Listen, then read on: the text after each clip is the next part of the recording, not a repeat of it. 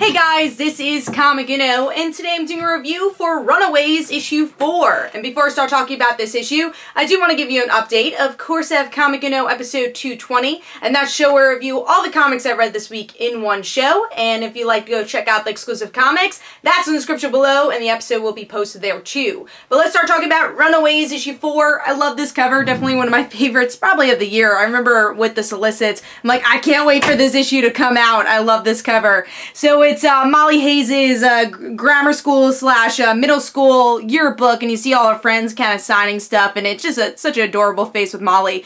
So great concept and artwork from Chris Anka for this cover, but let's see what's going on with the interior artwork.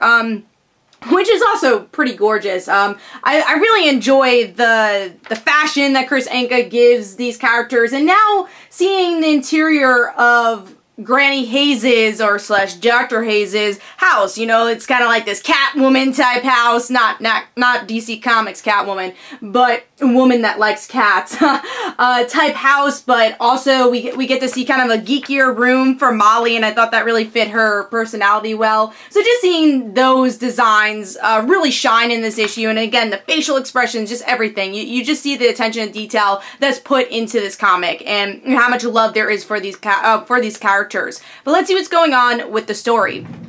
So like I said, this is an issue where Molly Hayes finally returns. Technically, we've seen her in other past issues, but very slightly. It's like, oh, she was playing soccer and she had to run inside. So we haven't really seen Molly since. And she's also a character that's been a bit more scattered in the Marvel Universe. We've seen older versions of her, but not really the young Molly in a while. So, you know, the current Molly. So that's nice. But this issue, you know, you just see the bubbliness of Molly just leap off this page, which is such a pleasure. Her getting excited, but then like weirded out when Victor's head ends up on the table. You know, moments like her eating a grilled cheese sandwich from her grandma and just having this awesome smile on her face. It's just a pleasure to see Molly again, and to have that, because that was such a special part of not just Molly, but really the Runaways, was that attitude and personality, you know, bouncing off of the other Runaways and their personalities. So it was really nice pleasure to see Molly, and really shows how much we kind of missed her. And I also like seeing how much she's grown up, and this goes towards the artwork and just the concept of the story of Gert, because this is also a really big issue for her,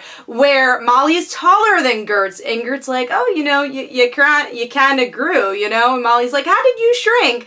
So it's interesting to see Molly growing up, and Gert, you know, really feeling the pain because of that. This is like her younger sister, and seeing that her younger sister is almost matching her age, it's kind of strange. So it's Gert really evaluating, hey, my friends kind of grew up without me, what do I do? And she has a discussion with evil Granny Hayes, which I guess we could think that she's evil, at least that's where they're leading us, where it looks like Gert kind of stays there, which is interesting. I don't know if Marvel's trying to do like what the show is doing, that Gert and Molly are technically sisters in the show. So like, are they trying to reflect that, or is it just a coincidence that Gert and Molly are living with each other for the time being, I guess? I don't think it'll be too long. We have to see why the Runaways have to be with each other and join the team again. Now, what I also liked about this issue is kind of the slow burn of the main mystery. We see some of the cats with the Molly's eyes, and you have these interesting questions that Nico answers, saying, isn't it strange that your parents have the same mutant power? So were they genetically engineered? Was it Molly's grandma that did that?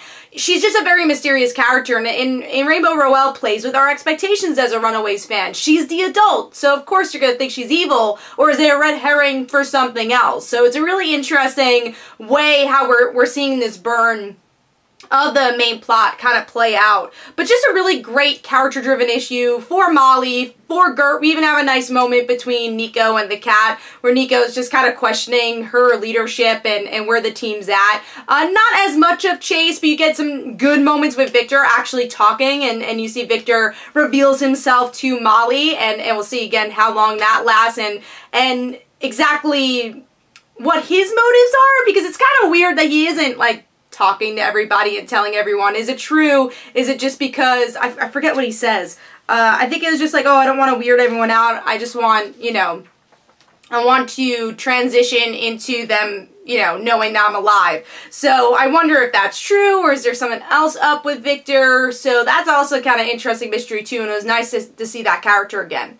So overall, obviously there's a lot of meat with this issue, a lot of great character moments, great artwork. I give it 4.5 stars and is my pick of the week. I really enjoyed this issue. I've just been loving this series. So hopefully you guys enjoyed. This is Comic Don't forget to follow me on Twitter. Don't forget to like my Facebook page, and also in the description below there are links for my comic book, Like Father, Like Daughter. And don't forget to like the Facebook page of Like Father, Like Daughter, and I'll see you guys later.